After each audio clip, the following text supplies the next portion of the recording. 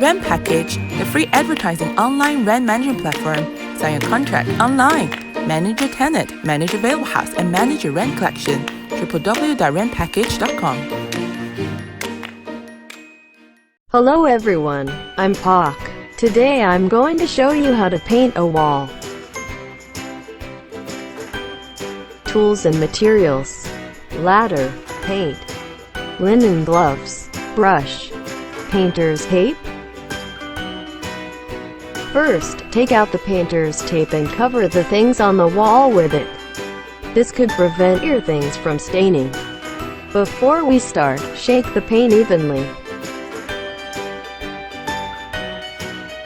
To prevent color unevenness, paint the second time after it's dry. Brush back and forth and do it repeatedly. After painting, tear off the painter's tape.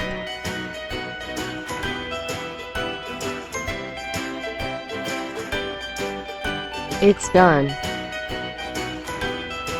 Tips: 1. When renting out a room, choose colors such as mint green, Tiffany blue and light yellow to cater to both male and female preferences, and colors that won't cause eye strain or light colors could make the room seem larger.